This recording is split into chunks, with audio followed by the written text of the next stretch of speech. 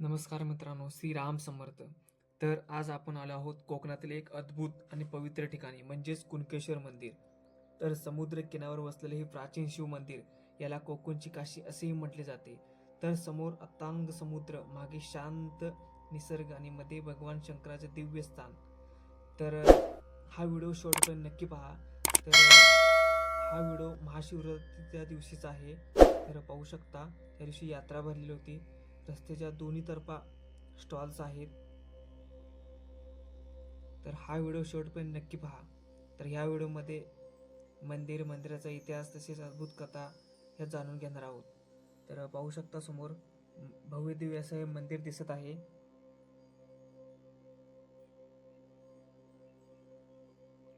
तर कुणकेश्वर मंदिर इतिहास हा फार प्राचीन मानला जातो. तर स्थानिक कथानुसार एका गवळ्याच्या गायीने इथे दररोज दूध सोडले आणि त्या ठिकाणी शिवलिंग सापडले. त्यानंतर येथे मंदिराची स्थापना करण्यात आली. हे मंदिर शेकडो वर्षापासून श्रद्धेचे केंद्र मानले जाते. तर पाहू शकता खूप अशी गर्दी झालेली आहे मंदिरामध्ये आणि भव्य दिव्य असे हे मंदिर आहे. तर सध्या आपण आता मंदिरामध्ये जात आहोत. तर मंदिराची रचना अत्यंत सुंदर आणि पारंपरिक आहे. दगडी बांधकाम, कोरीव काम आणि शांत वातावरण तर भक्तांना आध्यात्मिक अनुभव देते. तर पाहू शकता खूप सुंदर अशी सजावट करण्यात आली या मंदिरामध्ये आणि सर्वात मोठी महाशिवरात्रीची यात्रा या कुणकेश्वर मंदिरामध्ये भरवली जाते. तर मंदिर परिसर स्वच्छ, प्रसन्न आणि समुद्राच्या वाऱ्यामुळे नेहमी थंडावा देणार आहे.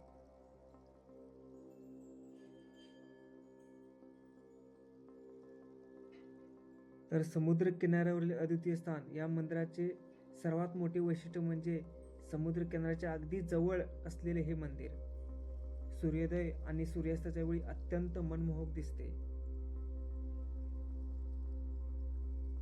तर कुणकेश्वर मंदिराला कोकणची काशी असेही म्हटले जाते. तर महाशिवरात्रीच्या काळात येथे मोठी यात्रा भरवली जाते. हजारो भाविक दर्शनासाठी येथे येत असतात आणि आपली इच्छा मनोकामना पूर्ण झाल्याचे अनुभव सांगत असतात. तर पाहू शकता तुम्ही हे मंदिर आहे. तर मंदिराची रचना तसेच दगडी बांधकाम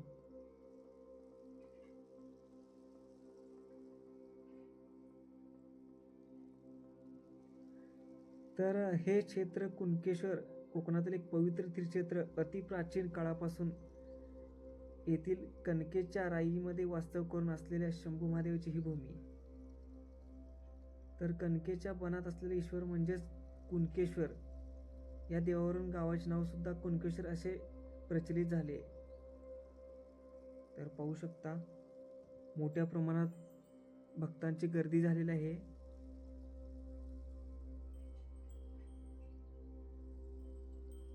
तर सुमारे 1100व्या शतकापासून प्रसिद्धीत आलेले हे स्थान म्हणजे कोकणातील धार्मिक ऐतिहासिक सौंदर्याचा मुकुटमणीच म्हणावा लागेल. तर पाहू शकता हा सभा मंडप आहे मंदिराचा.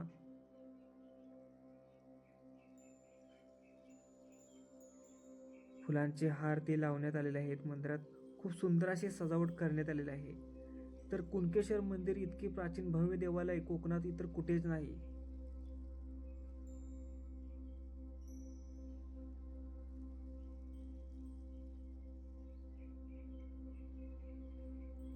तर मित्रांनो खूप सुंदर असे हे मंदिर आहे.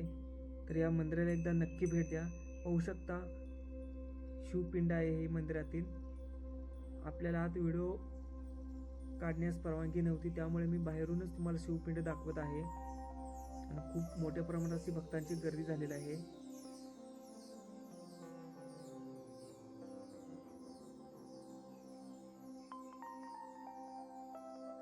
तर श्री कुणकेश्वर मंदिर बांधण्यापूर्वी या स्वयंभू शिवलिंगाभोवती कुणक वृक्षाची झाडी होती.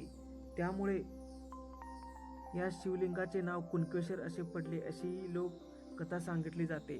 आणि हे मंदिरातील शिवलिंग हे स्वयंभू शिवलिंग आहे. तर श्री क्षेत्र कुणकेश्वर कोकणातील वैभवशाली गतकाळाची साक्ष देणारे एक प्राचीन शिव मंदिर आहे.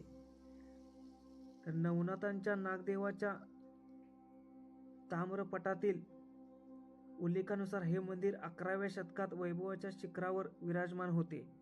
तर पाहू शकता हा मंदिराच्या बाजूचा समुद्र किनारा. कधी काळी पांडव या भूमीत वावरले. त्यांनी या क्षेत्राला दक्षिण काशीचे स्वरूप देण्याचा प्रयत्न केला. त्या खुणा आज हे गाव आपल्या अंगाखांद्यावर अभिमानाने मिरवते. कदंब, चालुक्य, शिलाहार यांच्या काळातील हे मंदिर समुद्रकाठी उभे. पाहू शकता ही नारू निळकंठ यांची समाधी आहे.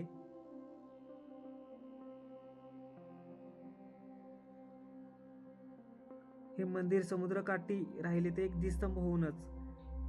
तर दक्षिण कोकणातील राजसत्ता तिन्ही समुद्रावर अनिर्बंध सत्ता गाजवीत होत्या. त्यांच्या समुद्रातील आरमाराला दिशादर्शन व्हावे यासाठी कुणकेश्वर मंदिराची रचना एखाद्या दीपग्रहाप्रमाणे करण्यात आली आहे.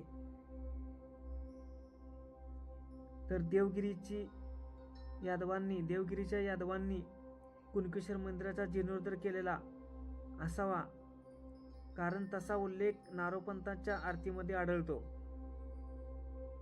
उत्तरेतील अल्लाउद्दीन खिलजींनी पाशवी नजर महाराष्ट्रावर पडली आणि महाराष्ट्रातील इतर मंदिरासोबतच कुणकेश्वर मंदिराची परकीय आक्रमण चटके सोसावे लागले. तर छत्रपती शिवरायांनी कोकण दिग्विजयाच्या वेळी कुणकेश्वर मंदिराला भेट दिली होती. तर त्यावेळी शिवरायांच्या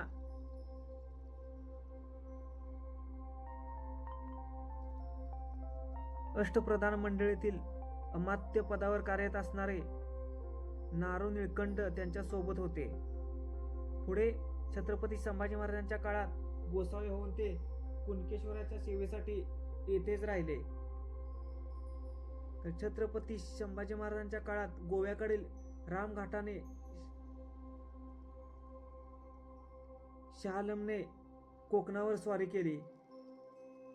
वेंगुर्ले, कुडाळ, मालवण अशी प्रसिद्ध ठिकाणे जाळीत तो हिंदोळ्याच्या रोखाने आला. पण शहाआलमच्या या आक्रमणाच्या रणधुमाळीत अमात्य नारो पंडितांनी मंदिराच्या रक्षणासाठी शिखरावरून उडी मारली. तसा उल्लेख त्यांनी लिहिलेल्या आरतीमध्ये स्पष्टपणे करण्यात आलेला आहे. औरंगजेबाच्या तडाख्यातून मंदिराचा बचाव करण्यासाठी अरबी व्यापाऱ्याची कथा मुद्दाम पसरवण्यात आली. तरीही मोगलांच्या तडाख्यातून हे मंदिर वाचले नाही. अखेर शहाआलमने कुणकेश्वर मंदिराचा सभामंडप जाळला, मंदिराचा विध्वंस केला. त्यामुळे पुन्हा एकदा कुणकेश्वर मंदिराच्या जीर्णोद्धाराची समस्या उभी राहिली. तर या घटनेनंतर अमात्य नारू निळकंठ व त्याचे बंधू हुकमपनाह रामचंद्रपंत अमात्य यांनी मंदिराच्या जीर्णोद्धारासाठी सातत्याने छत्रपतींशी पत्रव्यवहार केले. अखेर 1680 साली कोल्हापूर येथील छत्रपती संभाजी महाराजांच्या काळात कुणकेश्वर मंदिराची पुनर्बांधणी करून मोठे मंदिर बांधले, अशी नोंद बॉम्बे गॅझेटमध्ये करण्यात आलेली आहे. तर पाहू शकता समोर नंदी महाराज आहेत.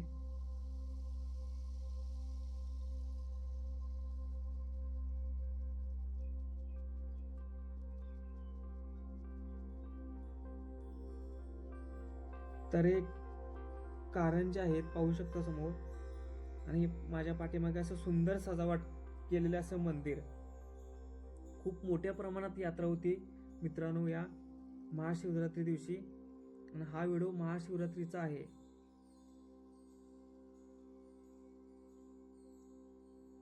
तर पाहू शकता ही देवमंडलिक मंदिर आहे. इथं पण एक शिवपिंड आहे.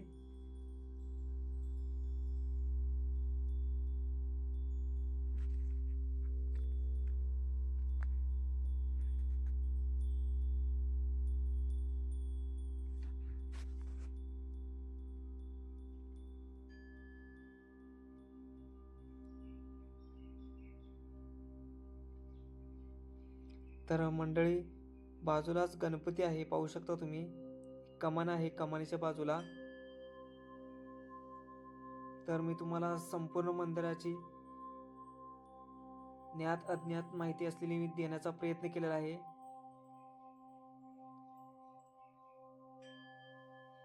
तर हा व्हिडिओ आवडला असेल तर लाईक करा, प्लीज सबस्क्राईब करा आणि अशाच नवनवीन धार्मिक ट्रॅव्हल आधारित व्हिडिओ पाहण्यासाठी आपल्या कनुस्कोप चॅनलला सबस्क्राईब करायला विसरू नका.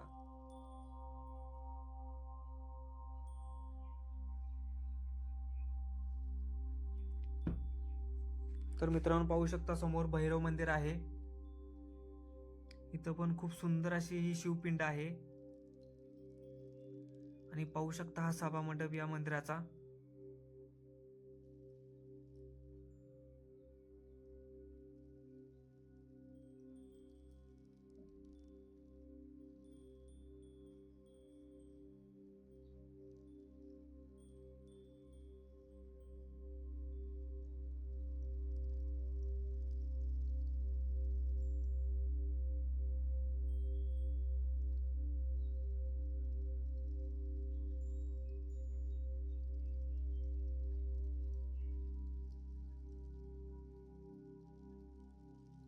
तर मित्रांनो, ही मंदिरातील ही भैरव मंदिरातील शिवपिंड आहे.